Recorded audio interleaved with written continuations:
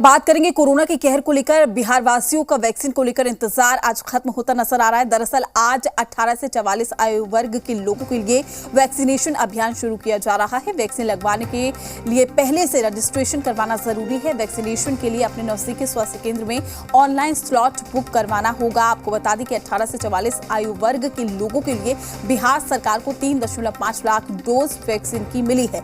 बिहार के स्वास्थ्य विभाग ने अधिकारियों ट्विटर हैंडल पर यह जानकारी दी है। राज्य को कोरोना वैक्सीन की करीब 3.5 यानी कि 3,05,000 डोज मिल गई है। इससे पहले मुख्यमंत्री नीतीश कुमार भी कह चुके हैं कि 18 साल से अधिक उम्र वाले सभी लोगों को पूरी तरीके से मुफ्त में टीका लगाया जाएगा।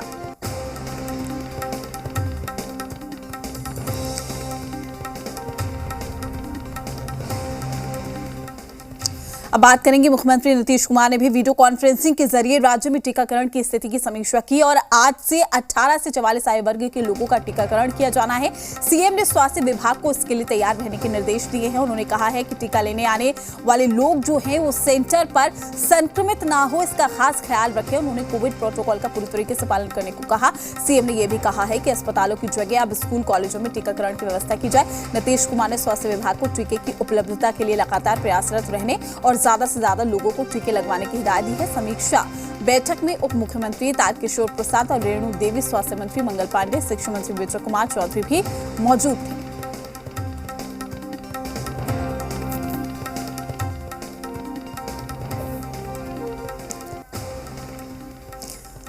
बिहार में कोरोना का कहर लगातार जारी है। पिछले 24 घंटे में राज्य में 12,948 नए कोरोना संक्रमण के केस मिले हैं, जबकि 24 घंटे में 1,08,010 सैंपल की जांच हुई।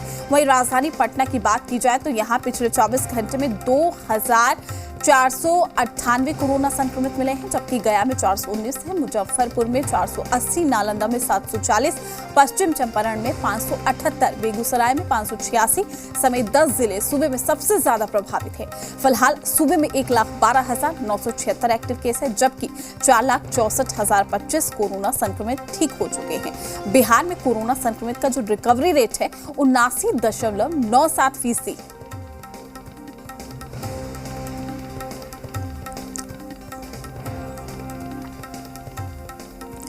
तमाम जानकारी के साथ हमारे संवाददाता रितेश हमारे साथ पटना से लाइव जुड़ चुके हैं। रितेश, क्या कुछ ताजा अपडेट है? चूंकि कोरोना मरीजों की संख्या में तेजी से इजाफा हम देख रहे हैं, हालांकि पटना में लोगों की लापरवाही भी देखने को मिली थी।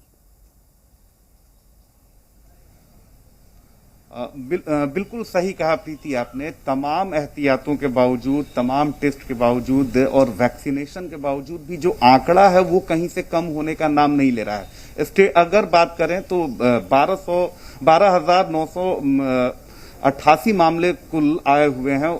वहीं पटना की बात करें तो पटना में जिस तरह से तमाम एहतियात बरते जा रहे हैं, तमाम तरह के हिदायत किए जा रहे हैं, उसके बावजूद भी जो कोरोना संक्रमितों की संख्या है वो घटने का नाम नहीं ले रही है। इस बीच राहत की बात यह है कि जो हमारा जो रिकवरी रेट है वो धीरे धीरे बढ़ रहा है, लेकिन इससे खुश होने की जरूरत नहीं है, क्योंकि आप लगातार टेस्ट बढ़ा रहे हैं, लॉकडाउन लगाया गया है, तमाम तरह के एहतियात भी लोग ले रहे हैं और खुद अब लोगों में भी धीरे धीरे जागरूकता आ गई है। और अब वैसे लोगों की संख्या आपको कम दिखेगी जो कोरोना को लेकर लापरवाही बरत रहे हैं, मास्क को लेकर लापरवाही बरत रहे हैं। जागरूकता फैली है, क्योंकि किसी भी मोहल्ले में चले जाइए, किसी भी इलाके में चले जाइए, किसी न किसी व्यक्ति की मौत हुई है और इसने लोगों को डरा के रखा है। लिहाजा कोई भी तबका हो वो मास्क, सैनिटाइजर, सोशल डिस्टेंसिंग कर रहा है, लेकिन इसके बावजूद भी अगर आंकड़े कम नहीं हो रहे हैं तो ये बेहद चिंताजनक बात है, क्योंकि लॉकडाउन लगाया गया, उस तरह से भीड़ नहीं हो पा रही है। लेकिन पटना की बात करें तो पटना में सबसे हैरानी वाली बात यह है कि अभी भी कई जगह ऐसे हैं जहां पर लोगों की भीड़ उमड़ती है। जैसे सुबह की ही बात करें, 7 से 11 तक सब्जी आप लेने जा सकते हैं, आप ग्रोसरी जो है वो लेने जा सकते हैं, लेकिन वहां पर जो सख्ती पुलिस की दिखनी चाहिए, जो प्रशासन को जो इंतजाम करके रखना चाहिए, वो नहीं दिख पा रहा है। और कहीं यही जो लापरवाही है फिर से कोरोना के संक्रमण को बढ़ाने में मददगार साबित हो रहा है। जिस चेन को हम तोड़ने की बात कर रहे हैं, जिस चेन को हम रोकने की बात कर रहे हैं, ये जो थोड़ी थोड़ी जो लापरवाहियां हैं, जो लूपहोल्स हैं, इसकी वजह से कोरोना संक्रमण जो है वो बिहार में थमने का नाम नहीं ले रहा है। क्योंकि आप टेस्ट कर रहे हैं। आज से देखिए कि 18 से 44 साल के लोगों का वैक्सीनेशन भी किया जा रहा है। उसके बावजूद भी अगर कोरोना संक्रमण की दर नहीं घट पा रही है, हॉस्पिटल्स में अगर अभी भी बेड के लिए मारामारी है, अभी भी लोगों को ऑक्सीजन के लिए दर दर भटकना पड़ रहा है, या रेमडेसिविर इंजेक्शन या जो भी लाइफ सेविंग दवाएं हैं उसके लिए अगर आपको मारामारी करनी पड़ रही है, तो आप समझ सकती हैं कि स्थिति कितनी भयावह है और सरकार को और सख्त होने की जरूरत है। तमाम जगह से रिपोर्ट्स मंगाने की जरूरत है कि कहां आखिर चूक हो रही है, जहां से ये जो संक्रमण है जिसे हम तोड़ने की बात कर रहे हैं, जिसे हम रोकने की बात कर रहे हैं, आखिर कहां चूक हो रही है जहां से ये संक्रमण जो है वो थमने का नाम नहीं ले रहा है। बिल्कुल रितेश, देखिए स्थिति चिंताजनक बनी हुई है, इसमें दो राय नहीं है, स्थिति वाकई चिंताजनक है। लेकिन इसी कड़ी में वैक्सीनेशन की ओर जो है सीधे तौर पर अगर हम कहें तो अपील भी की जा रही थी, लेकिन इसी कड़ी में आज 18 साल से ऊपर के आयु वर्ग के जो लोग हैं वो वैक्सीनेट हो पाएंगे। और साथ ही स्लॉट को लेकर पिछले काफी दिनों से जो समस्या है वो हम देख रहे थे, क्या अब लोगों को स्लॉट उपलब्ध हो पा रहा है पास के केंद्रों में? किस तरीके की स्थिति बनी हुई है स्वास्थ्य केंद्रों में? सबसे बड़ी बात है कि इस वक्त हम मौजूद हैं पटना के गार्डिनर रोड अस्पताल। ये जो है ये वैक्सीनेशन सेंटर है और आप एक बार फिरोज दिखाएं कि किस तरीके से बड़ी संख्या में सुबह के 9 बज रहे हैं और बड़ी संख्या में लोग वैक्सीनेट होने के लिए पहुंचे हुए हैं। और सबसे ज्यादा इसमें अगर आप देखेंगी तो 18 साल जो से ऊपर के जो एज ग्रुप के जो बच्चे हैं वो यहाँ पर पहुंचे हुए हैं। वही 44 साल के जो एज ग्रुप के जो लोग हैं उनकी तादाद भी अच्छी कही जा सकती है। और सबसे बड़ी बात है कि लोगों के मन में अब जागरूकता है। 1 मई से ही वैक्सीनेशन जो है वो शुरू होने वाला था, लेकिन वैक्सीन नहीं पहुंचा था। जमकर इस पर राजनीति भी हुई और इसका असर ये हुआ कि आनन फानन में फिर उस तरह से एक्शन लिया गया और आज से सूबे में 18 से 44 साल के एज ग्रुप के जो लोग हैं उन्हें वैक्सीनेट किया जाएगा।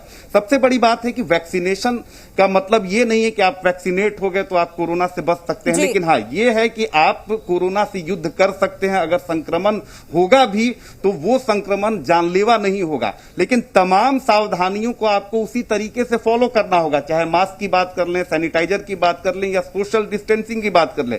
और जो एक्सपर्ट से हमारी बात होती है उनका साफ तौर पे कहना है कि वैक्सीनेट अगर आप होते हैं तो विशेष सावधानियों को लेने की जरूरत है, लेकिन हाँ वैक्सीनेट अगर आप एक बार हो गए तो जो मौत का जो खतरा है, जो संक्रमण जो शरीर में ज्यादा हो जाता है, वैक्सीनेशन से उसमें काफी कमी आती है।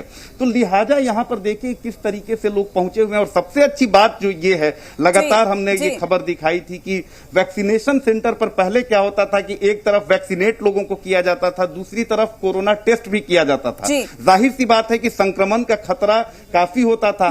इस पर मुख्यमंत्री ने फौरन एक्शन लिया और उन्होंने साफ तौर पर ताकीद कर दी है, उन्होंने साफ तौर पर इंस्ट्रक्शन दिया है कि जहां भी वैक्सीनेशन होगा वहां से काफी दूरी पर जो कोरोना टेस्टिंग होगा उसे किया जाएगा, ताकि संक्रमण का खतरा जो है वो वैक्सीनेशन सेंटर पर नहीं हो। फिलहाल 3.5 लाख डोज बिहार में पहुंचे हुए हैं। अलग अलग प्रखंडों में, अलग अलग अस्पतालों में, मेडिकल कॉलेजों में इसे निर्गत किया गया है। संख्या बल के हिसाब से निर्गत किया गया है, जहां पर जिस तरह से संख्या उस तरह से जो वैक्सीन है उसे वहां पर पहुंचाया गया है। कोरोना की चेन को अगर ब्रेक करना है तो हमें इसी तरीके से सतर्क रहना होगा और वैक्सीनेट होने की जरूरत है। और देखिए खास करके जो युवा है वो जागरूक है। वाकई कहा जा सकता है कि धीरे धीरे ही सही इस चुनौती को हम जरूर पार करेंगे। शुक्रिया आपका रितेश, तमाम जानकारी देने के लिए। तमाम अपडेट भी हम आपसे लेते रहेंगे, क्योंकि कोरोना का कहर लगातार जो है वो जारी है। अब